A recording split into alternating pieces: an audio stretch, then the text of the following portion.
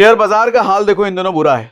ऐसे में stock investors का घबराना तो लाजमी बनता है, लेकिन साथ में एसआईपी इन्वेस्टर्स भी घबराए हुए हैं। अब अभी हम डिस्कस करेंगे एसआईपी इन्वेस्टर का घबराना लाजमी है कि नहीं है, क्या करें, सारे एसआईपी अपने म्यूचुअल फंड बेच बाज के घर बैठ जाएं। तो इसके लिए आज हमने इन्वाइट किया है संजय सर को। और संजय सर इन दिनों यूट्यूब पे बड़े छाए हुए हैं, एसआईपी चारों तरफ। तो आज मैं इनसे बेसिकली एक न्यूबीज मतलब बिगनर बन के बात करूंगा कि मुझे कुछ नहीं आता एसआईपी का एस बीच करके। तो आपके बिहाफ पे मैं सवाल पूछूंगा और संजय सर उन सारे सवालों के जवाब देंगे।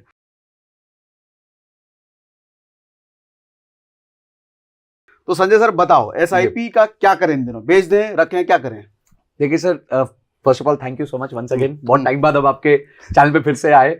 और एसआईपी मतलब एक्चुअली तो आप ही ने शुरुआत की थी, आप ही के वीडियोस देख देख के हम लोग ने शुरुआत करी।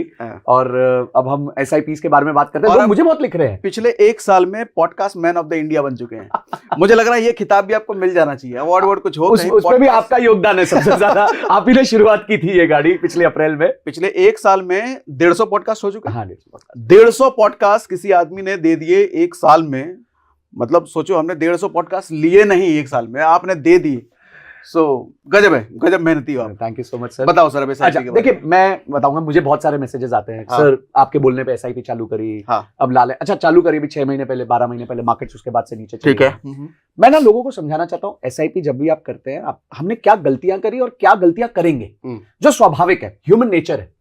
पहली गलती हमने करी, जब हमने एसआईपी सुना तो हम गए किसी ऐप पे और ऐप पे जाके हमने चेक किया कि इस क्वार्टर का सबसे हाईएस्ट परफॉर्मिंग म्यूचुअल फंड कौन सा है। ठीक है। तो पिछले 4 साल में जो मौसम था वो सारा मिड कैप और स्मॉल कैप का था। तो बंदे ने देखा, बोला अच्छा चलो यार, ये तो मोतीलाल ओसवाल का मिड कैप है, चलो इसमें पैसा डाल दो। या फिर यार एक क्वांट का स्मॉल कैप है, इसमें डाल दो। या बंधन का स्मॉल, जो भी है, मतलब जो भी उसको दिखा, ठक ठक ठक ठक ठक करके डाल दिया।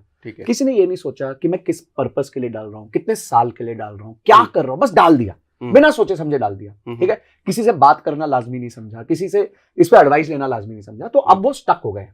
अब वो दूसरी गलती करेंगे। पहली गलती उन्होंने कर दी, अब वो दूसरी गलती क्या करेंगे कि वो इस टाइम पे मैदान छोड़ के चले जाएंगे। अभी 10% नीचे है, वो सोचेंगे यार 100 रुपए डाले थे, 90 रुपए रह गए, चलो अब निकल के चले जाते हैं। तो जिंदगी भर का उनको आगे जाके जो बेनिफिट होना था वो नहीं होगा, और मैं उसको प्रूव करूंगा। मैं ये आपको 2 सिचुएशंस दर्शाता हूं। हमारे देश में 2 बहुत बड़े क्रैश आए थे। एक आया था 2008 में। ठीक है जी। तो ये वो 2008 का क्रैश है, यहां आपके सामने आपको दिख रहा है। ठीक है। ठीक है। ये टॉप पॉइंट था और ये उसका बॉटम पॉइंट है। पहले हम आपको क्रैश का साइज बता देते हैं कि क्रैश का साइज कितना बड़ा था, कितने % निफ्टी गिरा। हाँ, उस टाइम। हाँ, ये पॉइंट से, ठीक है, यहां से निफ्टी गिरा और कहां तक गिरा, ये यहां तक गिरा मोटा मोटी।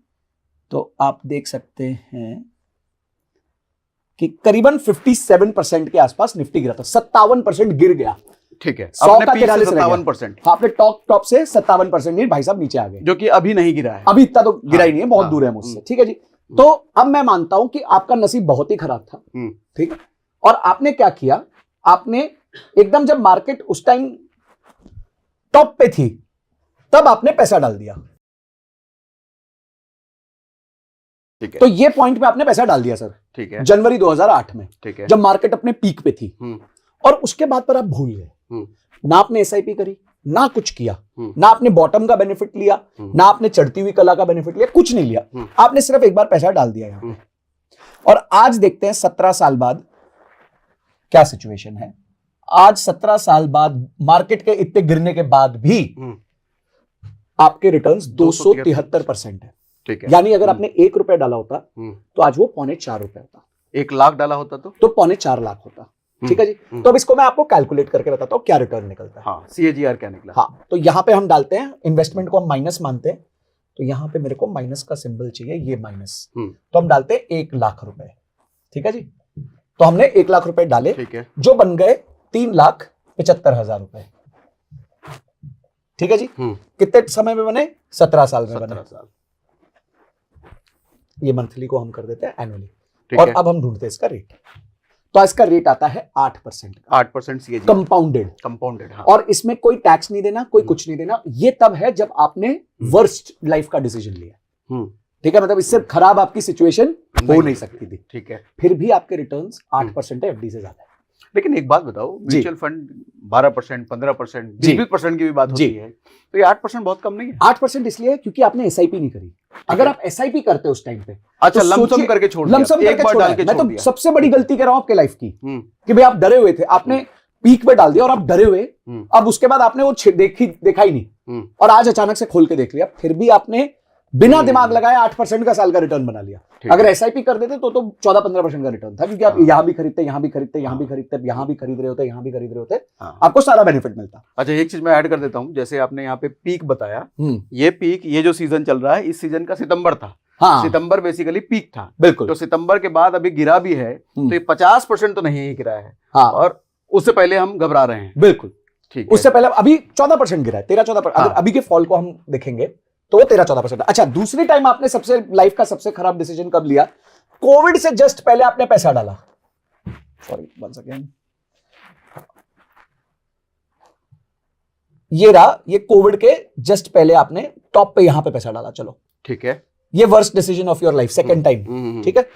और अब यहां से आपने फिर कुछ नहीं किया, मार्केट नीचे गिर गई, यहां पे भी करीबन मार्केट 40-50% नीचे गिरी थी। और अब हम रिटर्न देखते हैं। हाँ, ये आज तक का रिटर्न, ठीक है जी। 85% रिटर्न मिला है 60 महीने में, मतलब 5 साल में 85% रिटर्न मिला है, ठीक है जी। अब वापस देख लेते हैं, इसका भी सीएजीआर देखते हैं। ठीक है। 85 मतलब ये 1,85,000 हो जाता, 1 लाख का 1,85,000 हो जाता, और ये 17 साल की जगह इस बार 5 साल में होता, ठीक है जी। तो हमारा रेट क्या निकला यहाँ पे? 13%। 13%। यानी कि आपने एक और बहुत बड़ी गलती करी, आप डर गए, ठीक है। उसके बाद आपने कोई डिसीजन नहीं लिया, कोई एसआईपी नहीं करी, कुछ नहीं किया, और आज मार्केट 15% गिर चुकी है, उसके बावजूद भी आप 13% रिटर्न लेके बैठे होते हैं। तो समझाना ये चाहता हूं, गेम लंबे समय का है। अब इसी को किसी और कैलकुलेटर के जरिए ये समझाइए कि अगर किसी आदमी ने उसी 2008 से एसआईपी शुरू करी होती, तो अभी उसको कितने % का सीएजीआर मिल रहा होता? सर देखिए, वो कैलकुलेट करना थोड़ा मुश्किल होगा, बट मुझे इतना पता है कि पिछले 17 सालों में निफ्टी ने 14% का रिटर्न दिया। हाँ, ठीक है, ये सबको मोटा मोटी ये बात पता है। तो अगर मैं कहता हूं कि उस टाइम आपने 10,000 की एसआईपी चालू की, ये भी निकाल के बता दे कैसे निकाले हमने 17%, कैसे 17% निकाले वो भी बता दें। निफ्टी का भी का पॉइंट ले लें, हाँ, और उस टाइम का पॉइंट ले लें, निफ्टी खोल लेते हैं। हाँ, या निफ्टी खुला हुआ है, नहीं तो ये निफ्टी खुला हुआ है, ठीक है, ठीक है। तो अगर आप, क्योंकि इसमें एसआईपी में आप नीचे नीचे भी खरीद रहे थे, हाँ, तो हम क्या करते हैं, हम एवरेज ले लेते हैं। हम क्या करेंगे, इसको हम आगे लेके जाते हैं। हम ये एवरेज कर लेते हैं कि ये यहां पे नहीं, आपने यहां पे खरीदा है, यहां से पकड़ लेते हैं, ये वाले पॉइंट से, करीबन यहां वाले पॉइंट से पकड़ते हैं, हाँ, ठीक है। और हम इसको यहां वाले पॉइंट पे एवरेज कर लेते हैं, ठीक है, ठीक है, ठीक है। तो अगर ये वाले पॉइंट तक हम एवरेज करते हैं तो 575% हमारा गेन रहा है, ठीक है, ठीक है। तो यानी 1 रुपए डाला था, हाँ, 1 लाख डाला था, वो 6,75,000 हो गया, ठीक है। तो अब देखते हैं, और कितने महीने में? 195, मतलब करीबन अब 16 साल में, ठीक है। तो ये नहीं, लेकिन ये फिर लमसम का कैलकुलेशन हो जाएगा। ये लमसम का ही है, बट हाँ, हमने लमसम का निकाला। एवरेज पॉइंट्स पकड़े हुए हैं, ठीक है, ठीक तो है। देख लेते हैं कितना ठीक आता है। सॉरी, -1 लाख, और ये 6,75,000,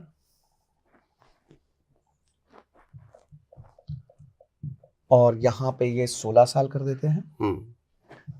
तो अब 16 देखते हैं साल। क्या हुआ, करीबन वही 13% के 13% के आसपास आसपास एवरेज आ रहा आ गया आपका। मतलब आप अगर एसआईपी कर रहे होते, उस सिचुएशन में नहीं डरे होते, तो ये 13% तो कम से कम लेकर के जाते आराम से, सीएजीआर, ठीक है। और सीएजीआर की बात कर रहे हैं, यस, ठीक ये ग्रोथ, कंपाउंडिंग ग्रोथ हो हाँ, रही है। हाँ। तो चक्रवर्ती ब्याज जिसे हम चक्रवर्ती हिंदी ब्याज, में हाँ। कहते हैं। तो ये बेसिकली मैं समझाना चाहता हूं कि पहली गलती आप करते हो कि आप टॉप खरीद लेते हो जो सबसे ज्यादा चल रहा है। दूसरी गलती आप करते हो कि उसी टाइम जैसे ही थोड़ा सा नीचे गया तो आप बेच देते हो। मैं आपको एक सिचुएशन बताता हूं सर, रियल लाइफ सिचुएशन। मैंने एक फंड खरीदा था सितंबर 2016 में, और वहां से स्टार्ट किया, 30,000 रुपए महीना उसमें निवेश किया। 2020 फरवरी, 3.5 साल बाद मेरे रिटर्न्स थे 0%, ठीक है। मतलब जितना औसत में मैंने खरीदा था उतना ही यूनिट का प्राइस चल रहा था, ठीक है, ऊपर नीचे सब। अभी यहां तक तो लोग थक जाते हैं कि भाई 3.5 साल हो गए 0% रिटर्न। अभी सर्कस चालू हुआ, मार्च आया, ये ड्रॉप आ गया, ठीक है। तो मेरा वही म्यूचुअल फंड 25% नीचे चला गया, ठीक है, ठीक है जी। अब तो कलेजा निकल के बाहर आ जाएगा। हाँ, इतने में तो आदमी रो पड़े। हाँ, हाँ, हाँ, हमने एसआईपी नहीं रोकी सर, ठीक है, क्योंकि हमें पता था कि मार्केट रिबाउंड मार जाती है, मार्केट ने रिबाउंड मारा। हम आज भी वो एसआईपी कर रहे हैं, आज 100 महीने हो गए हैं, 30 लाख रुपए डल चुके हैं, उस फंड में करीबन 80 लाख रुपए है। अब अगर मैं उस टाइम निकाल लेता पैसे तो एक तो मैं मेरा लॉस लेके बाहर निकलता, और दूसरा जो ये गेन था वो मैं नहीं खा पाता। तो उसमें आपका इन्वेस्टमेंट कितना है? 80 लाख, 30 लाख, 30 लाख इन्वेस्टमेंट है, मतलब 50 लाख रुपए का गेन है। गेन है, प्योर गेन है। अच्छा, इसमें एक सवाल ये भी है, बहुत लोग चालाकी की बात करते हैं कि चलो मार्केट गिरा हुआ है, एसआईपी अभी छोड़ देते हैं, जब मार्केट उठना शुरू होगा तब एसआईपी करेंगे। ये कितना सही है? तो देखिए, मैं आपसे एक सिंपल सा सवाल पूछता हूँ। आपका फेवरेट ब्रांड है, समझे कोई टी शर्ट का, शर्ट्स का, उधर सेल लगी है, तो आप शॉपिंग करोगे कि नहीं करोगे? बिल्कुल करेंगे, बिल्कुल करोगे। अब वो सेल खत्म होकर वो अपना भाव बढ़ा देगी, तो आप शॉपिंग करोगे कि नहीं करोगे? नहीं करेंगे। बस एग्जैक्टली यही करना है। आपके म्यूचुअल फंड पे सेल लगी है भाई, 15%, 10%, 20%, तो आप उसकी शॉपिंग करो। आज आप यूनिट बढ़ा दो। मैं आपको बताता हूं, मैंने सितंबर अक्टूबर में पिछले साल से गोल्ड में एक सिप ऑन डिप स्टार्ट किया। मतलब थोड़ा सा डिप होता है तो मैं सिप कर देता हूं, ठीक है, कोई दिमाग नहीं लगाया। 3:15 बजे देखा, गिरा है, पैसा डाल दिया। आज मेरा गोल्ड में पिछले 6 महीने के अंदर करीबन 18% का रिटर्न है। अब इसमें मैंने क्या दिमाग लगाया? कोई दिमाग नहीं लगाया। जब वो गिरा मैंने बाय कर लिया। इसी तरीके से मिड कैप का इंडेक्स रोज गिर रहा है, मैं रोज खरीद रहा हूं। अभी मैं वो इंडेक्स करीबन 18% गिर चुका है, पर मेरे पास जो गिरा है, मेरे एवरेज प्राइस से गिरा है वो 9% गिरा है, क्योंकि मैं हर बार खरीद रहा हूं। और 10 साल बाद ये यूनिट जो होंगे ये आज से 5-6 गुना ज्यादा महंगे होंगे, और मेरे पास एवरेज में बहुत सारे यूनिट इकट्ठे हो जाएंगे। तो मैं लोगों को यह कहता हूं कि 2024 was a year of returns, 2025 is a year of units। इस साल बटोरो, ये साल मिला है भाई बटोरने के लिए। आप 2030 तक अगर इसको होल्ड कर गए तो आपको जबरदस्त एक अच्छा रिटर्न मिल जाएगा इसमें, क्योंकि आपके पास यूनिट्स होंगे। अगर आपके पास यूनिट्स ही नहीं होंगे तो आप फिर प्रॉफिट कैसे कमाओगे? तो मुझे तो मौका दिया भगवान ने कि भाई तुम यूनिट्स बटोर लो, जितने बटोर सकते हो उस टाइम। तो मतलब आपके हिसाब से मार्केट जितना गिर रहा है ये अपॉर्चुनिटी है, ये डरने का टाइम नहीं है। बिल्कुल नहीं, इट्स बाइंग अपॉर्चुनिटी। यस। लेकिन अच्छा, यहाँ भी एक सवाल है कि बहुत सारे लोग सोचते हैं कि अब गिर तो रहा है, चलो अभी रुक जाते हैं और गिरने देते हैं। हाँ, और गिरने देते हैं तब खरीदेंगे। फिर ऐसा टाइम आएगा उनके और गिरने का इंतजार खत्म होकर मार्केट ऊपर यू टर्न मार जाएगा। फिर याद आता है अरे छूट गया, कर लेते पहले ही। आप ऐसे में क्या बताओगे? सर देखिए, मैं एक ही चीज बोलूंगा कि इस दुनिया में कोई बंदा मार्केट को टाइम नहीं कर सकता, और इसका प्रूफ ये है कि एक भी सुपर रिच इकोनॉमिस्ट नहीं है। आप इकोनॉमिस्ट देख लो जितने भी हैं, कोई भी सुपर रिच नहीं है, किसी ने भी स्टॉक मार्केट से पैसा नहीं बनाया, ठीक है, जबकि वो इकोनॉमिस्ट है। तो यानी इस दुनिया में कोई भी मार्केट को नहीं टाइम कर सकता। एक ही तरीका है पैसा बनाने का कि आप कंटिन्यूअसली अप डाउन मार्केट में पैसा डालते रहिए और यूनिट्स बटोरते रहिए, क्योंकि 20-30 साल बाद ये यूनिट्स में बहुत बड़ा आपका वृद्धि होगी। मैं इसका एक और उदाहरण देता हूं। समझिए आपने 21 साल की एसआईपी करी, ठीक है, ये बहुत गजब एनालिसिस है और लोग इसको अप्रिशिएट करेंगे। मैं इसको कहीं एक ड्रॉ कर सकूं तो, हाँ, नोट खोल लेते हैं ना। हाँ सर देखिए, आप समझिए आपने 21 ईयर्स के लिए इन्वेस्टमेंट किया, 10,000 रुपए महीना, ठीक है, 12% का आपको रिटर्न मिला, ठीक है, ठीक है जी। तो आपका गेन जो बनेगा कुल मिला के अप्रोक्सीमेटली कह रहा हूं 1 करोड़ के आसपास बनेगा। यानी इस 21 साल में आपको 1 करोड़ का मुनाफा होगा, ठीक है, ठीक है। आपका पैसा लगेगा, ठीक है, और मुनाफा होगा। आपका पैसा लगेगा करीबन 24 लाख प्लस एक करीबन 25 लाख 20,000, ठीक है, 25 लाख 20,000 लगेगा और 1 करोड़ 25 लाख 20,000 ये हो जाएगा, ठीक है। अब इसको टाइमलाइन के हिसाब से देखते हैं, ठीक है, 7 ईयर्स 7 ईयर्स 7 ईयर्स, ठीक है। और इसी पहले 7 ईयर्स में आपको 1 करोड़ का कितना प्रॉफिट मिलेगा? मतलब 1 करोड़ में से कितना प्रॉफिट आपके हिसाब से पहले 7 साल में आएगा? कितना आएगा? 9%, ठीक है। मतलब आपने 1 करोड़ कमाना था, आप 9 लाख कमाओगे पहले 7 साल, ठीक है। अगले 7 साल में कितना आएगा? 20%। यानी आपने 1 करोड़ कमाना था, आपका कुल मिला के 29 लाख रुपए, ठीक है। ये किस परसेंटेज के हिसाब से आप कैलकुलेट कर रहे हो? कि भाई 7 साल है ना, ठीक है, तो 1/3 टाइम हो गया, ये 1/3 टाइम हो गया, ठीक है, ये 1/3 टाइम हो गया, टाइम के 3 हिस्से हो गए, ठीक है, 7 साल के 3 हिस्से हो गए, ठीक है। तो पहले 7 साल में आपको जो टोटल प्रॉफिट कमाना है, उसका मात्र 9% आप कमाओगे, और सीएजीआर आप 12% ले रहे हो, सीएजीआर 12% ले रहा हूं, ठीक है जी। उसके अगले 7 साल में आप 20% कमाओगे, यानी 20 + 9 29 कमाओगे। 71% आपका प्रॉफिट आप लास्ट के 7 साल में कमाओगे, जहां तक कोई टिकता ही नहीं है, हाँ, यस। मैक्सिमम लोग यहीं दम तोड़ मैक्सिमम लोग यहाँ मर जाएंगे। और ये 7 साल लिया है ना आपने, हाँ। तो जाहिर सी बात है कि 7 साल के पीरियड में अप डाउन तो मिल ही जाएगा, मिलेगा ही। और एक बार डाउन जहां मिलेगा 90% लोग उधर ही बाहर, तो ये 9% का भी रिटर्न लेकर नहीं जा पाएंगे। हाँ, नहीं जा पाएंगे। और असली मजा जो यहाँ आना था, हाँ। ये तो आ ही नहीं पाएगा, लोग खा नहीं पाएंगे। अब एक और मैं आपको उदाहरण देता हूँ मजेदार, वापस हम इंटरनेट पे चलते हैं। ठीक है, ये रहा। हाँ, अब मैं आपको एक फंड बताता हूँ, 1995 जनवरी में ओपन हुआ था। ठीक है जी।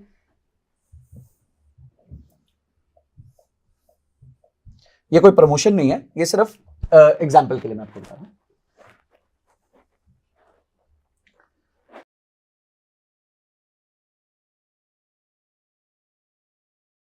तो सर ये मैं फंड आपके सामने ठीक है पेशे खिदमत करता हूं, HDFC flexi cap direct bank growth. ठीक है जी, आप इसका एनएवी देख सकते हैं 1946 रुपए। ठीक है, अगर हम जाएंगे तो देखेंगे कि ये फंड जो है पिछले कुछ समय में इससे गिरावट आई है।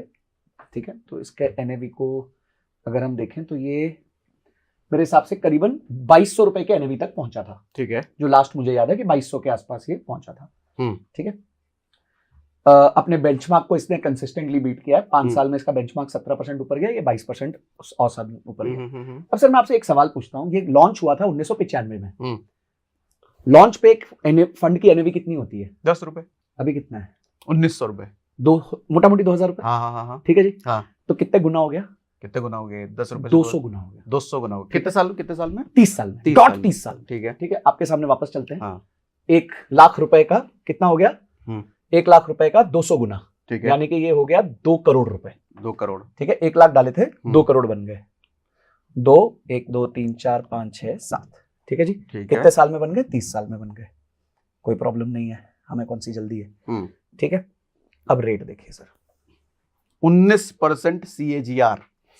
बेसिकली मैं एक बार एक्सप्लेन कर देता हूँ। ये इन्होंने ये बोला कि ये जो फंड था, कहाँ गया? हाँ, ये जो फंड था ये 30 साल पहले लॉन्च हुआ था, और कोई भी फंड जब लॉन्च होता है NFO को फॉर्म में, तो NFO की कीमत बेसिकली 10 रुपए पर यूनिट होती है ना। 10 रुपए की चीज लॉन्च हुई थी, और आज 30 साल में वो 1900 रुपए, यानी कि लगभग 2000 रुपए का जा चुका है। तो ये जो ग्रोथ हुई, ये लगभग 200% का ग्रोथ है। 200 गुना का डिफरेंस। इस 200 गुना को हमने 1 लाख के हिसाब से कैलकुलेट किया कि अगर किसी ने उस NFO में 1 लाख रुपए डाल दिए होते, तो आज वो कितने रुपए होते? 2 करोड़ रुपए। 2 करोड़ रुपए होते, यानी कि 19% CAGR compounded annual growth rate का रिटर्न है इसमें। ठीक, अब इसी को हम रेट मानते हैं। अच्छा, एक डिस्क्लेमर और दे दूं। हाँ। NFO कई सारे लॉन्च होते हैं। हाँ। इसका मतलब ये नहीं कि आंख बंद करके किसी भी NFO में पैसा डाल देना, तो उसमें सावधानी बरतने की जरूरत है। और अगर आपको चाहिए तो हम डिटेल एक वीडियो कर लेंगे NFO पर भी। लेकिन उदाहरण के तौर पर, ये उदाहरण के तौर पर। अच्छा, अब आप इसी रेट को पकड़ते हैं। ठीक है, और एक SIP मान लेते हैं। ठीक है, हम SIP मानते हैं 10,000 रुपए की। ठीक है भाई, 10,000 की SIP होती थी, कोई व्यक्ति था उसने 10,000 रुपए की SIP करी है इसमें। ठीक है जी, ठीक है, और 30 साल के लिए करी है। सॉरी, यहाँ एनुअल है ना, तो 1,20,000 की हो जाएगी ना साल की। ओके, साल की SIP होगी 1,20,000। 19.317 का रेट है सर। आपके हिसाब से, मोटा मोटे आपके एक अनुमान के हिसाब से, ये पैसा 30 साल में 36 लाख रुपए डले। ठीक है, तो कितने पैसे हो जाएंगे मोटा मोटी आपके हिसाब से? मोटा मोटी जस्ट आपके हिसाब से क्या होगा? 36 लाख अगर डले हैं तो कम से कम, क्योंकि धीरे धीरे डल रहे थे, पहले दिन तो डले नहीं थे। मैं ले लेता हूं 15 करोड़। ओके, ठीक है, आपने बहुत अच्छा गेस किया। आंसर है करीबन 12 करोड़ 40 लाख के आसपास। ठीक है, तो ये आपका आपको इस तरीके के रिटर्न्स मिलते हैं अगर आप SIP कर रहे होते। तो माय पॉइंट इज कि आपको SIP को एक लंबी अवधि में देखना है, क्योंकि आपका यूनिट का वैल्यू बढ़ते जा रहा है। जो यूनिट मैंने 2016 में 50 रुपए के खरीदे थे, चालू किया 50 में खरीदना, आज उसकी एवरेज मेरी 77 रुपए है। वो यूनिट गया 225 रुपए, आज चल रहा है 195। फिर भी तो मेरे खरीदी भाव से आगे है ना। ट्रू। तो मेरे को क्यों चिंता करने की जरूरत है? और मेरे पास ऐसा क्या विकल्प था जिससे मैं उससे ज्यादा रिटर्न कमा लेता बिना दिमाग लगाए? मैंने तो कोई दिमाग नहीं लगाया, मार्केट में बस पैसा डालता गया। मतलब SIP इन्वेस्टिंग एक ऐसा है, समझदार लोगों का ये काम नहीं है। हाँ, अगर आप बेवकूफ हो तो पैसा कमा लोगे इसमें। मैं आपको बता रहा हूं, स्टॉक मार्केट में only fools can make money. Absolutely, smart people की जगह ही नहीं है ये। सिर्फ फूलिश काम करो आप, इंडेक्स फंड खरीद लो, वॉरेन बफे कहते हैं इंडेक्स फंड खरीद लो, टोनी रॉबिन्स कहते हैं इंडेक्स फंड खरीद लो, आप इंडिया के सारे बड़े जितने भी फंड मैनेजर से बात कर लो या जितने भी बड़े लोग जो मार्केट में इन्फ्लुएंस करते हैं वो कहते हैं इंडेक्स फंड खरीद लो, क्योंकि यहां पैसा रुकने का है, हलचल मचाने का नहीं है। हलचल आप मचाओ अपनी नौकरी में। लोग क्या है, नौकरी में हलचल नहीं मचाते, वहां बैठ जाते आके, काम बस इतना ही करेंगे, वो ना जितनी तनख्वाह उतना काम। हाँ, यहाँ हलचल मचाएंगे, अरे अच्छा ये खरीद लो, ये बेच दो, ये खरीद लो, ये बेच दो। अरे क्यों, बैठो ना आराम से। मतलब इसको ऐसे समझें कि एक तरह का ये पैसिव इनकम है, आप पैसिव इनकम में बहुत एक्टिवली पार्टिसिपेट करते हो जी, और जो एक्टिव इनकम है आपकी नौकरी चाकरी, वहां बड़े पैसिवली पार्टिसिपेट करते हो। वहां सोचते हो कि भाई जितना होगा उतना ही काम करेंगे, उससे ज्यादा नहीं करेंगे। हाँ, अच्छा एक शंका और होती है कि हमने जो म्यूचुअल फंड खरीद रखा है, अब ये बुरा दौर है तो बुरे दौर में सारे गिरे पड़े हैं, लेकिन कई बार ये डर होता है कि हमारा जो ज्यादा गिरा हुआ है कहीं हमने खराब म्यूचुअल फंड तो नहीं खरीद रखा। कैसे पहचाने कि मेरा वाला फंड सही है या नहीं है? बहुत बढ़िया क्वेश्चन है सर। देखिए, कभी कभी 10% गिरने वाला फंड भी बुरा हो सकता है और 20% गिरने वाला फंड भी अच्छा हो सकता है। अब बोलो ये कैसी बात हुई है? तो बड़ी अजीब बात है सर। क्या है कि हर फंड का ना एक बेंचमार्क होता है। तो समझिए कोई एक फंड है, उसका बेंचमार्क गिरा है 6%, ठीक है, और वो गिर गया 10%, ठीक है, तो यानी वो बेकार फंड है। अब बेंचमार्क बहुत लोग नहीं समझ रहे। हाँ, बेंचमार्क का मतलब होता है कि जैसे मैंने आपको ये फ्लेक्सी कैप बताया, ठीक है। अब फ्लेक्सी कैप में ये क्या कह रहा है, मेरी तुलना किससे करोगे? मैं परफॉर्मेंस दे रहा हूं। अभी जैसे कोई क्या कहता है, कोई जॉब है, तो जॉब में आप 5 लोग काम कर रहे हो, तो आपकी तुलना किससे होगी? बाकी 5 लोग से होगी, बाकी इंडेक्स से होगी, बाकी लोगों के एवरेज से होगी। तो अगर आप बाकी लोग के एवरेज से अच्छा करोगे तो ये आप अच्छे माने जाओगे। तो यहां जो वो बाकी है वो है बेंचमार्क। तो इधर जो इन्होंने बेंचमार्क तय किया हुआ है वो कहा है कि भाई मेरा निफ्टी 500 TRI बेंचमार्क है, तो ये बेंचमार्क जितना हिलेगा मुझे इससे ज्यादा कमा के देना है, ठीक है। तो अभी ये 5 साल के अवधि में ये बेंचमार्क ने 17% कमा के दिया और इसने 22% कमा के दिया, तो he is a good boy, ठीक है, ठीक है। हम देख लेते हैं पिछले 6 महीने में क्या हुआ है। 6 महीने में इसका बेंचमार्क गिरा है 11%, ये गिरा है 3%, तो ये अच्छा लड़का है। ये अच्छी बात बताइए, ठीक है। तो आप बेंचमार्क से कंपेयर कर लो, सिंपल है, मनी कंट्रोल जैसी वेबसाइट्स है, बहुत सारी वेबसाइट्स है, आप जाके बेंचमार्क देख लो 6 महीने में। अच्छा, 1 साल की अवधि में देख लो, ये 4.25 बढ़ा, ये 13 बढ़ गया, गुड बॉय, ठीक है। 3 महीने की अवधि में देख लो, ये 5 गिरा, ये 2.5 गिरा, गुड बॉय, ठीक है। ये 1 महीने की अवधि में देखो, ये 3.25 गिर गया, ये 8 गिरा, गुड बॉय। तो आपको समझ आ गया ये फंड अच्छा है, क्यों? ये अपने बेंचमार्क से ज्यादा नहीं गिर रहा है। तो क्या ये ओनली पैरामीटर हो सकता है किसी म्यूचुअल फंड को चूज करने के लिए? देखिए, मेरा मानना यह है कि ये सबसे बड़ा पैरामीटर है, सबसे बड़ा पैरामीटर है कि आपको अपने फंड को, उस फंड को अपनी दुकान से बाहर करना है कि नहीं, उसके लिए ये बहुत बड़ा पैरामीटर है। भाई सिंपल सी बात है ना, मेरे को बेंचमार्क से ज्यादा रिटर्न चाहिए, मैंने क्यों इसको मैं पैसे ज्यादा दे रहा हूं? ये एक्टिव मैनेज फंड है, इसकी फीस है, इसकी फीस आती है 0.8%। अगर मैं ये निफ्टी TRI ले लूं तो मेरी फीस आएगी 0.2%। तो सर ये एक, क्योंकि मैं इससे ज्यादा फीस इसको दे रहा हूं, मेरे अभी जैसे हमारा बच्चा कोई अच्छे स्कूल में जाके हम ज्यादा फीस देते हैं, ठीक है, तो हमारी अपेक्षा होती है कि नॉर्मल स्कूल से अच्छा पढ़ाएगा ना भाई, तो ये नॉर्मल स्कूल है, ये अच्छा स्कूल है। अब बेंचमार्क इंडेक्स को थोड़ा सा और समझाओ कि इसमें क्या क्या चीजें होती हैं। देखिए बेंचमार्क, और क्यों हम इसी से कंपेयर कर रहे हैं? क्या होता है कि जब भी कोई फंड आता है तो वो कहता है देखो मैं परफॉर्म करूंगा, पर मुझे आप किससे कंपेयर करोगे? तो मैं कह रहा हूं मेरा बेंचमार्क इंडेक्स, बहुत सारे इंडेक्स है हमारे यहाँ, निफ्टी 50 है, निफ्टी 100 है, निफ्टी 500 है। निफ्टी 500 मतलब देश की टॉप 500 कंपनी, ठीक है, जिसमें 100 लार्ज कैप हो गई, 150 मिड कैप हो गई, 250 स्मॉल कैप हो गई। तो ये निफ्टी 500 जो है देश की टॉप 500 कंपनियां हैं, ठीक है। तो वो जिस इंडेक्स में जिस हिसाब से मूव करती हैं उसको उसने बेंचमार्क बोल दिया। ये पैसिव इंडेक्स है, इसका रिजल्ट सब देख सकते हैं, मतलब इमीडिएटली देख सकते हैं, कोई प्रॉब्लम नहीं। तो ये वो कहता है, कोई भी नया फंड आके कहता है कि भाई मेरे को आप इससे कंपेयर कर लेना। अगर समझे कोई लार्ज कैप फंड आता है कि भाई हम लार्ज कैप कंपनी में डालेंगे, वो कहेगा कि मुझे आप निफ्टी 100 से कंपेयर करना, जो देश की सबसे बड़ी 100 कंपनियां हैं, क्योंकि उनका कॉम्पोजिशन अलग है, मैं थोड़ा अलग दिमाग लगा रहा हूं। उसके कॉम्पोजिशन में हो सकता है फाइनेंशियल कंपनी में ज्यादा निवेश है, मुझे ऐसा लग रहा है अगले 5 साल हेल्थ केयर का अच्छा है, तो मैं हेल्थ केयर पे ज्यादा पैसा लगा रहा हूं। तो वो मेरा कॉल है एज अ फंड मैनेजर, पर आप मुझे कंपेयर कीजिए इसके साथ। तो इसका मतलब ये हुआ कि बेंचमार्क इंडेक्स में जो कंपनियां हैं, कंपनियां वहीं भी है जी, लेकिन उस कंपनी, कौन सी कंपनी में कितना फंड एलोकेशन करना है, वो प्रोपोर्शन अलग है। जैसे एक कंपनी है XYZ, इसमें मान लो XYZ कंपनी में इसने 2% फंड डाल रखा है, उसी XYZ में उसने हो सकता है 3% डाला हो, 4% डाल रखा हो, बिल्कुल, तो परफॉर्मेंस उसके हिसाब से उसका बदल जाएगा। यस, ठीक है, वो उसका कॉल है, फंड मैनेजर का कॉल है। तो वो हमेशा कहता है मेरे को बेंचमार्क के साथ आप कंपेयर करते रहो। तो ऐसे कई फंड्स आपको मिलेंगे जो बेंचमार्क से अच्छा करते हैं और कई फंड्स मिलेंगे जो बेंचमार्क से अच्छा नहीं करते। तो आपके जो बास्केट में कंटिन्यूअसली इस पूरे दौर में आप देखते रहिए, समझे 5 साल के दौर में देखिए, 2 साल के दौर में देखिए, 1 साल के दौर में देखिए, लंबे समय के दौर में देखिए, लंबे समय में इनके पास अभी रिजल्ट है नहीं, ठीक है, 3 महीने के दौर में देखिए, 1 महीने के दौर में देखिए, तो आप देखते हैं कि ये वाला फंड अच्छा चल रहा है, तो आप क्यों निकालोगे इसको? क्यों मस्ती करोगे? आपने फ्लेक्सी कैप सिलेक्ट कर लिया, तो आप क्यों मस्ती कर रहे हो? छोड़ दो, अच्छा चल रहा है भाई, कोई चक्कर नहीं है। ट्रू। तो इसलिए कभी कभी, अच्छा समझे कोई फंड 20% गिरा पर उसका बेंचमार्क 30% गिर गया, तो वह फिर भी अच्छा फंड है। आपने वो कैटेगरी ली थी क्योंकि आपको पता था उसमें रिस्क है, स्मॉल कैप लिया, अब स्मॉल कैप गिर गया 12% 14%, पर इंडेक्स गिरा 20%, तो कोई प्रॉब्लम नहीं है, तो अच्छा है, अच्छी बात है, बचा के रखा है उसने। कुछ ऐसे एलोकेशन, तो आपने एक जरिया बता दिया लोगों को ये चेक करने की जहां भी जो भी म्यूचुअल फंड में उनका पैसा लगा है, चेक कैसे करना है कि वो अच्छा है कि नहीं है, बिल्कुल उसके बेंचमार्क से कंपेयर करके देख लें। और वो सामने सामने आप मनी कंट्रोल पे जाइए, कोई भी फंड लिखे, चलो एक और एग्जांपल ले लेते हैं, जैसे हम ले लेते हैं फॉर एग्जांपल क्वांट का स्मॉल कैप ले लेते हैं, ठीक है, ये बहुत फेमस फंड रहा है हमेशा, तो क्वांट का स्मॉल कैप फंड है, इसको हम चेक कर लेते हैं। फेमस फंड इसलिए भी रखा है कि बीच में कुछ गड़बड़ियों की खबर इसमें काफी आई थी। अब देखते हैं, अब ये देखिए सर, बैड बॉय, हाँ, 1 साल में बैड बॉय, इंडेक्स गिरा 1.5% और वो बेचारा गिर गया 4.5%। बैड बॉय, ठीक है, 6 महीने में देखते हैं बैड बॉय, ठीक है, 3 महीने में देखते हैं ओके, ठीक है, 1 मंथ में देखते हैं क्लोज, 5 साल में देखेंगे, 5 साल में इसने बहुत अच्छा परफॉर्म किया, 2 साल में बहुत मतलब एवरेज परफॉर्म किया, तो अभी ऑफ लेट यानी कि इसकी पिटाई हो रही है।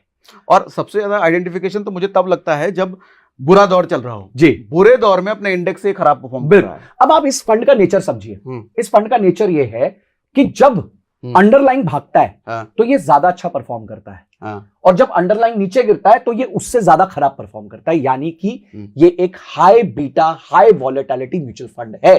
तो यानी आप इसको तभी लीजिए जब आप में जिगरा बड़ा हो, लंबा समय की अवधि हो और रिस्क लेने की कैपेबिलिटी हो। तो ऐसे आप एनालाइज कीजिए। बहुत अच्छा पॉइंट आपने बताया। तो इस अच्छा, अब और कोई फंड देखते हैं, जैसे हम कोई देखते हैं, जैसे कोई और मल्टी कैप देख लेते हैं कोई, ठीक है, जैसे HDFC का मल्टी कैप देख लेते हैं। मैं सॉरी जस्ट एक मतलब ऐसे कोई रिकमेंडेशन नहीं है, जो भी मेरे माइंड में आ रहे हैं नाम रैंडमली वो यूज कर रहा हूं। मल्टी, ये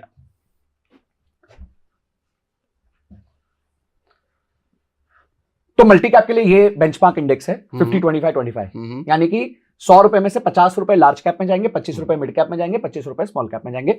मल्टी कैप में क्या होता है कि फिक्स होता है, मिनिमम 25 25 25 डालना होता है, बचा हुआ 25 जो होता है वो फंड मैनेजर के डिस्क्रिप्शन पे होता है। फ्लेक्सी कैप में पूरा फंड मैनेजर पे होता है, वो पूरा पैसा उठा के फ्लेक्स स्मॉल में डाल सकता है, पूरा पैसा उठा के मिड में भी डाल सकता है, कहीं भी डाल सकता है। तो आते हैं, तो 1 साल की अवधि में ये बेटर परफॉर्म कर रहा है, ठीक है जी।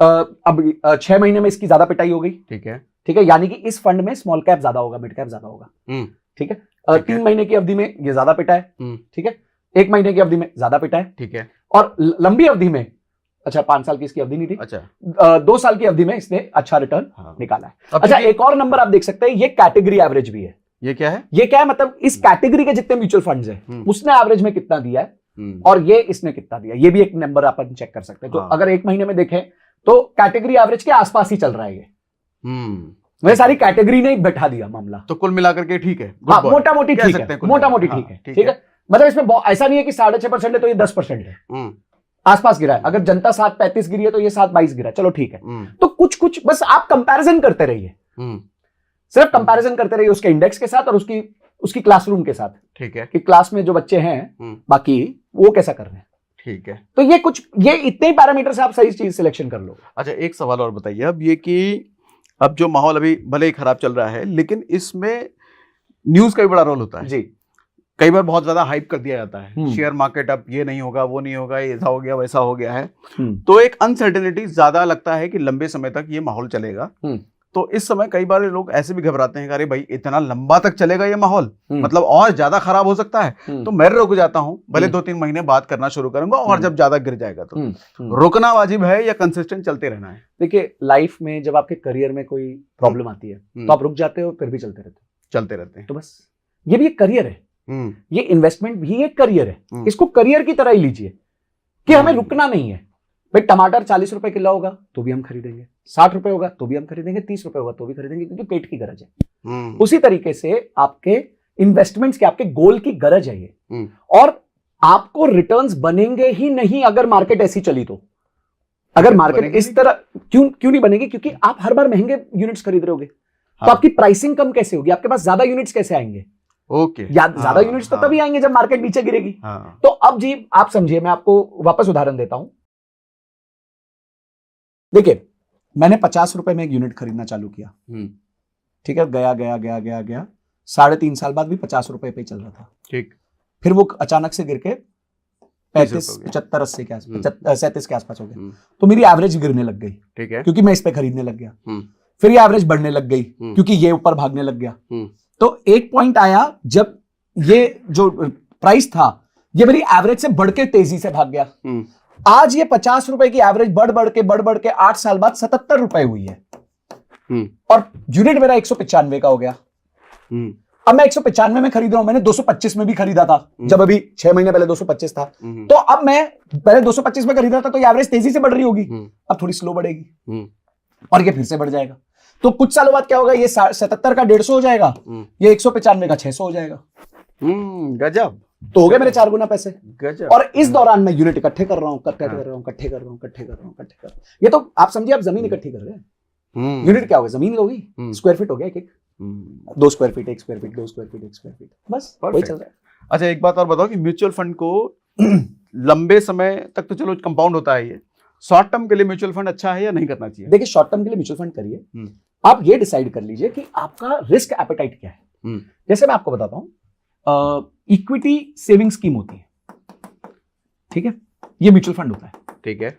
इसमें सबसे बड़ी बात क्या होती है कि 65% के आसपास इक्विटी होती है और 35% के आसपास डेट होता है, यानी कि गवर्नमेंट सिक्योरिटीज खरीदे जाते हैं, ठीक है। इसमें मैंने देखा है कि कंजर्वेटिव इन्वेस्टर के हिसाब से, देखिए रिस्क क्या होता है, ड्रॉ डाउन, मैंने इतने में डाला वो इतना हो गया।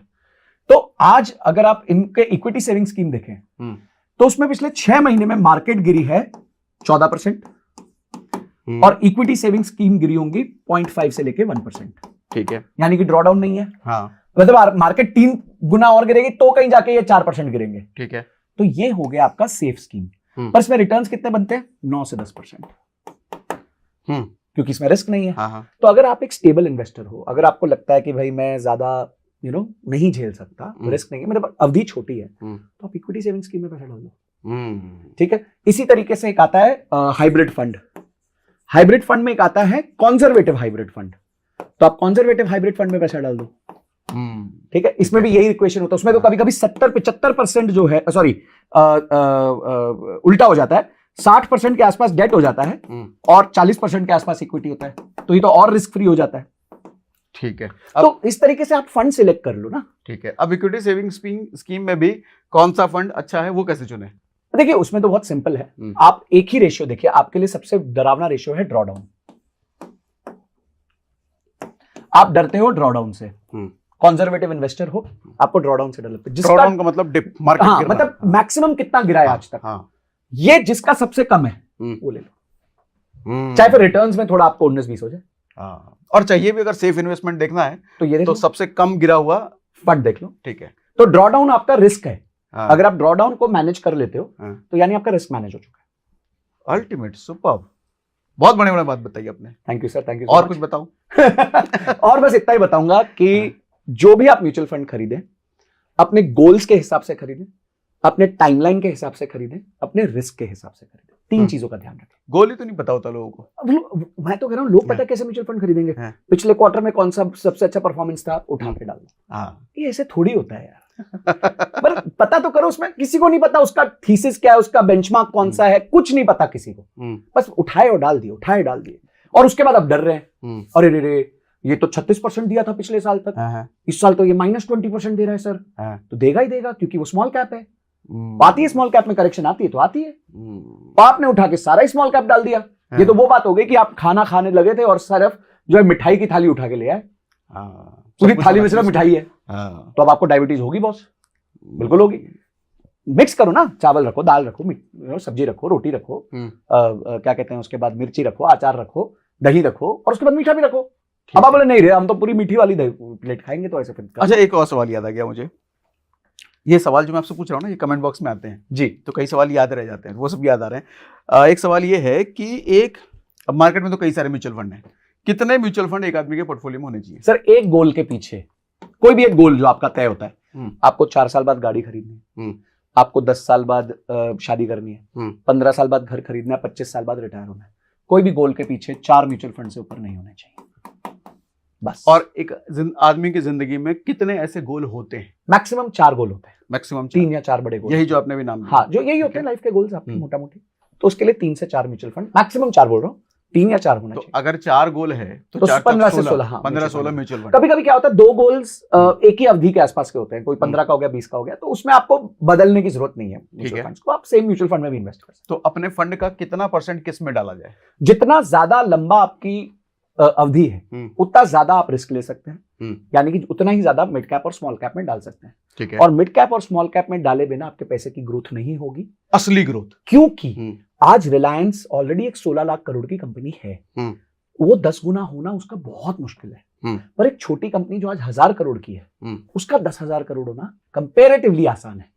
तो आज वो 1000 करोड़ की कंपनी स्मॉल कैप है, कल वो मिड कैप बनेगी और फिर लार्ज कैप भी बनेगी। तो ऐसी कंपनियां आपके पोर्टफोलियो में होनी चाहिए, पर डायरेक्ट ना खरीदते हुए उनको स्मॉल कैप और मिड कैप फंड्स के माध्यम से खरीदा जा सकता है। इसको ऐसे भी समझ सकते हैं कि देश की जीडीपी अगर 6% 7% है तो हमारा देश ही 6-7% के ग्रोथ रेट से बढ़ रहा है, क्योंकि बड़ा देश है। यस। लेकिन आप कोई छोटी कंपनी अगर देख लो तो वो 6-7% के रेट से नहीं बढ़ती, वो 15% 20% क्या 100-200% के रेट से भाग जाता है वो। मैं आपको एक मजेदार डेटा देता हूँ। हाँ। 2014 में जो 250 कंपनियां स्मॉल कैप थी, उसमें से 10 साल में 3 कंपनियां लार्ज कैप बन गई। सोचो कितनी बड़ी प्रमोशन हो गई, स्मॉल कैप से लार्ज कैप। जो 291 से 500 का रैंक था जिनका, उनमें से 3 कंपनी उठ के 1 to 100 में पहुंच गई। ठीक है। और इनका ग्रोथ पता है एवरेज में कितना था? कितना? 43 टाइम्स CAGR। हाँ, मतलब 10 साल में 43 गुना। ओके। मतलब अगर आप CAGR निकालने जाएंगे तो 40% साल का CAGR होगा। ठीक है। 60 से 70 कंपनी ऐसी थी जो मिड कैप बन गई, मतलब देश के 101वें से लेके 250वें रैंक तक आ गई। इनका जो ग्रोथ था औसतन वो 15 से 16 गुना था 10 साल में। इसका भी आप रिटर्न निकालेंगे तो अच्छा खासा 31% का रिटर्न आ जाएगा। और जो बची हुई कंपनीज थी वो ग्रोथ नहीं ले पाई, मतलब मिड कैप नहीं बन पाई, पर ग्रो हो गई। उनका जो औसतन था वो भी 2 से 3 गुना था। यानी अगर आपने इसी इंडेक्स में पैसा डाला होता तो आपका 10 साल में पैसा सालाना 19% के आसपास से ग्रो हुआ था CAGR। सुपर। तो मैं वही कहना चाहता हूं, लंबा जितना आप लंबा सोच सकोगे उतना आप मार्केट से ज्यादा पैसा उठा के लेके जाओगे, और जितना आप शॉर्ट सोचोगे आप पैसा बना ही नहीं पाओगे। अब एस नरेन की बात पे आते हैं। अभी कुछ दिनों पहले हमने वीडियो भी किया था SIP स्टॉपेज रेशियो पर। उसमें एस नरेन जो कि ICICI प्रू के फंड मैनेजर हैं, 9 लाख करोड़ का फंड मैनेजर हैं, उनकी स्टेटमेंट आई थी कि स्मॉल कैप और मिड कैप अभी भी ओवरवैल्यूड है। तो आपका जो पैसा, वो बेसिकली ये कह रहे थे कि 5 साल पहले अगर आपने इन्वेस्ट करना शुरू करा है तो जो आपका रिटर्न बढ़ा है वो ले करके निकलो मार्केट से। इस पर बवाल भी काफी हुआ था उनके स्टेटमेंट पर। ये लाइन सही है आपके हिसाब से? क्या लगता है? मैं वापस बता रहा हूँ कि इकोनॉमिस्ट लोगों की सुन के तो हम अपना पोर्टफोलियो नहीं कर सकते। आपके जिगरे में, मतलब आपके कहते हैं ना वो बॉडी में इतना जिगरा होना चाहिए कि आप 30-40% का डाउन देख सको। ठीक है। और उस टाइम पे परचेज भी कर सको। हमें नहीं पता, ना एस नरेन को पता है मार्केट और कितनी नीचे जाने वाली है। ठीक है, सब गेस ले रहे हैं। अभी स्मॉल कैप का इंडेक्स जो है वो गिरा है करीबन 17-18%, मिड कैप का गिरा है 15-16% और निफ्टी गिरा है 12%। लेकिन अभी भी कहा जा रहा है कि ओवरवैल्यूड है, अभी भी ओवरवैल्यूड, और बिल्कुल हो सकता है। ठीक है। पर बास्केट जो है ना वो नहीं गिरता तेजी से। कुछ ऐसे इंडिविजुअल स्टॉक्स है जो 60-60% भी गिर चुके हैं, 60% से ज्यादा फॉल आ चुका है। पर हमारी आदत क्या है, हमारी प्रॉब्लम क्या है, हम स्मॉल कैप नहीं खरीदेंगे, हम कचरा खरीदते हैं। मतलब स्मॉल कैप का मतलब ये है कि आप ये 250 से 500 नंबर पे जो कंपनियां हैं उनमें निवेश करो ना। हाँ, लोग 1 रुपए वाले में चले जाएंगे। हाँ, वो चाहे पेनी स्टॉक, पेनी स्टॉक 5 रुपए 10 रुपए 20 रुपए वाला स्टॉक बताओ, तो आप तो कचरा बिनने वाले हो गए ना। तो कचरा बिनोगे तो कचरा ही मिलेगा। लेकिन म्यूचुअल फंड कहाँ इन कंपनियों में इन्वेस्ट करते हैं? देखिए म्यूचुअल फंड नहीं करते इनमें इन्वेस्ट, पर जो इंडिविजुअल्स इन्वेस्ट करते हैं डायरेक्टली वो उसमें डेफिनेटली इन्वेस्ट करता है। म्यूचुअल फंड ज्यादातर इधर ही रहते हैं और इसलिए आप देख रहे हो कि कोई भी म्यूचुअल फंड, चाहे मेरा भी म्यूचुअल फंड है, मैं जब कह रहा हूं कि मेरा जो स्मॉल कैप था वो 225 से आज 195 हुआ है, तो अगर आप परसेंटेज टर्म्स में देखोगे तो शायद 20% के आसपास का ये फॉल हुआ है। ठीक है, नो प्रॉब्लम, पर मैंने इतना गेन भी तो खाया इतने टाइम में। ठीक है, और अब मैं अगर छोड़ के भाग गया तो मुझे नहीं पता री एंटर कब करना है, तो मैं स्ट्रेस ही नहीं लेता, चलते रहो चलते रहो। तो एक बात बताओ, कोई नया एसआईपी इन्वेस्टर जो है अभी भी मार्केट को पहली बार समझ रहा है, एस नरेन ने ये कह दिया कि निकाल के निकल जाओ भैया स्मॉल कैप मिड कैप से। नए इन्वेस्टर्स को क्या ये समय मिड कैप और स्मॉल कैप से अपनी एसआईपी शुरू करनी चाहिए? देखिए, अगर आप अगर आपका रिस्क एपेटाइट नहीं है तो आप मत कीजिए स्मॉल कैप और मिड कैप, और अगर आप फिर भी स्मॉल कैप मिड कैप करना चाहते हैं तो आप मल्टी कैप या फ्लेक्सी कैप कर लीजिए, क्योंकि मल्टी कैप और फ्लेक्सी कैप में ये खिचड़ी है, तो आपको सब कुछ मिल जाता है, लार्ज कैप भी मिल जाता है, मिड कैप भी मिल जाता है, स्मॉल कैप भी मिल जाता है, तो आप मल्टी कैप या फ्लेक्सी कैप से स्टार्ट कर सकते हैं। आप प्योर मिड कैप और स्मॉल कैप फंड्स में मत जाइए, आप निफ्टी 50 निफ्टी 100 में इन्वेस्ट कीजिए, यानी कि देश की टॉप 100 कंपनीज में इन्वेस्ट कीजिए। आप हाइब्रिड फंड्स में इन्वेस्ट कर दीजिए जहां पे लार्ज कैप और डेट का मिक्सचर है। आप अपने स्वाद अनुसार अपनी खिचड़ी को सजाइए। भाई आपको लगता है कि अभी तीखा ज्यादा हो सकता है तो आप थोड़ा कंजर्वेटिव हो जाइए अगर आप नया स्टार्ट कर रहे हैं। ठीक है, या आपको लगता है तो आप कहिए कि मैं 100 रुपए डालूंगा तो 10 रुपए मिड कैप और स्मॉल कैप में, 90 रुपए में लार्ज कैप में डालूंगा। धीरे धीरे जैसे मेरे को कॉन्फिडेंस आएगा, थोड़ा मार्केट ऊपर जाएगा तो मैं बढ़ाता रहूंगा। तो स्टार्ट तो कीजिए, आप रुक क्यों जाते हो? मतलब लोग है ना इनर्शिया में आ जाते हैं, अरे नहीं करूंगा ही नहीं कुछ। क्यों नहीं करूंगा भाई, ये तो टाइम है करने का। और सागर सर, मैं मार्केट्स में 18 साल से हूं, मैंने हर दौर देखा है मार्केट का। मैंने 2008 में ज्वाइन किया था, जिसके बाद मार्केट ऐसे 58% गिरी थी, वो भी दौर देखा है मैंने, तब भी मेरी एसआईपी चलती थी, चाहे वो अमाउंट छोटा था, 4000 रुपए का था, जो भी मेरी उस टाइम पे पॉसिबिलिटी थी मैं करता था। पर एसआईपी नहीं बंद करनी होती, एसआईपी बंद नहीं करनी होती, पीरियड। अभी एक बार वो भी बता दो कितने का आपका एसआईपी वेल्थ है? हमारा टोटल होगा 5 करोड़ के आसपास का। 5 करोड़। इसमें आपका इन्वेस्टमेंट कितना है? 2.4, 2.3, 2.4 क्या करोड़? हाँ, मतलब 2 करोड़ रुपए लगा करके 5 करोड़ बन चुका है। हाँ, ठीक है। और इसमें देखिए, मैं वापस, क्वेश्चन ये नहीं है कि मैं 3 करोड़ का गेन किया, क्वेश्चन ये है कि उस गेन के लिए मैंने कितना टाइम दिया। हाँ, मैं तो अपना एक्टिव इनकम पे काम कर रहा हूँ। हाँ, मैं तो अपने आप के ऊपर काम कर रहा हूँ, मैं अपनी वैल्यू बना रहा हूँ, और वो मेरे लिए सेपरेटली एक और वैल्यू बना रहा है। तो एसआईपी इन्वेस्टिंग में असल हीरो टाइम है। बिल्कुल, इसका एक और उदाहरण मैनेजर नहीं है। एक और उदाहरण देता हूँ। आज मेरा 5 करोड़ का फंड है, ठीक है, ये हर 6 साल में डबल होता है, हर 6 साल में डबल हो जाएगा 12% के हिसाब से। तो पहले 6 साल बाद ये बनेगा 10 करोड़, ठीक है, अगले 6 साल बाद ये बनेगा 20 करोड़, उसके अगले 6 साल बाद ये बनेगा 40 करोड़, ठीक है। यहां मैं हूं 40 इयर्स का, अभी यहां हो गया 46 का, यहां में हो गया 52 का, यहां में हो गया 58 का, ठीक है। अब बनेगा 80 करोड़, मैं हो गया 64 का, और अब ये बनेगा लास्ट में 160 करोड़, मैं हो गया 70 साल का। सर, मैं आज कुछ भी ना करूं तो मेरे 5 करोड़ 160 करोड़ हो रहे हैं अगले 30 साल में।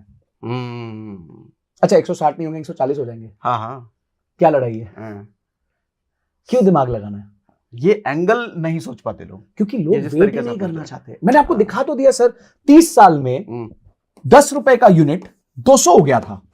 अगर मेरा ये 10 रुपए का यूनिट 200 हो गया सर, तो ये 1000 करोड़ होगा। Can you imagine?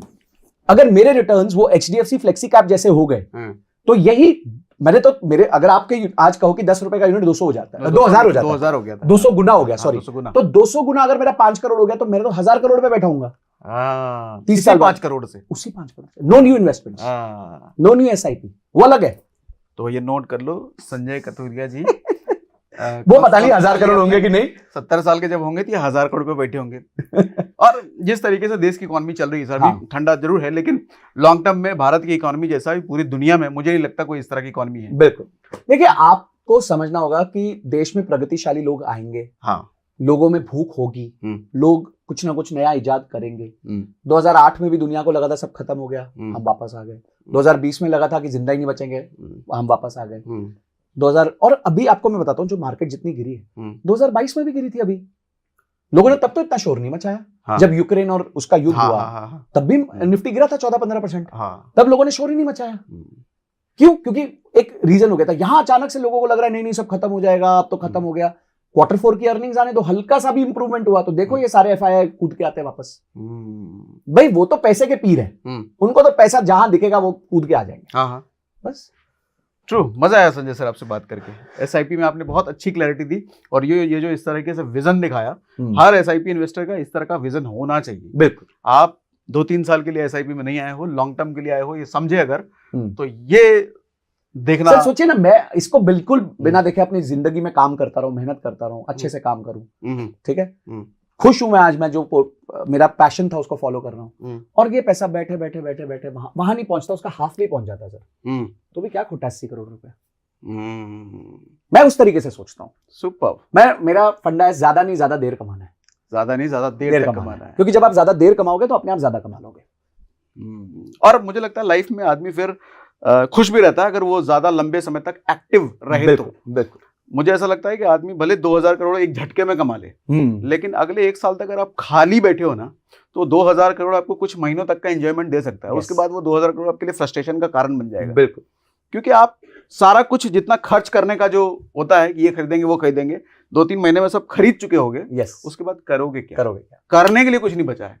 तो आदमी के पास करने के लिए हमेशा कुछ नहीं। अभी एक यूएस के फाउंडर ने एक आर्टिकल लिखा था कि उसका एग्जिट हुआ बिजनेस से, और वो कह रहे हैं मैं डिप्रेशन में आ गया हूं क्योंकि मेरे पास ऑलरेडी 100-150 मिलियन डॉलर अकाउंट पे पड़े हुए हैं। हाँ, उस पैसे का करे क्या? उस पैसे का करूं क्या? मैं हो गया जो मेरे को करना था, जूते खरीदने थे, गाड़ी खरीदनी थी, बंगला खरीदना था, घर खरीदना था, गाड़ी खरीदनी थी, सब खरीद लिया, उसके बाद भी पड़े हुए पैसे, और मेरे पास काम नहीं है, मैं डिप्रेशन में आ गया हूं। तो वेल्थ को बहुत अलग तरीके से देखिए, अपने टाइम को अच्छी जगह निवेश कीजिए, यहाँ पे आप बैठे रहिए, ये समय का खेल है। समय कभी आज मार्केट ऊपर है, कल को नीचे है। अब आप समझिए किसी व्यक्ति ने 10 रुपए में यूनिट खरीदा था, ये यूनिट आज 2200 रुपए से गिर के 2000 हो गया, उसको क्या फर्क पड़ता है?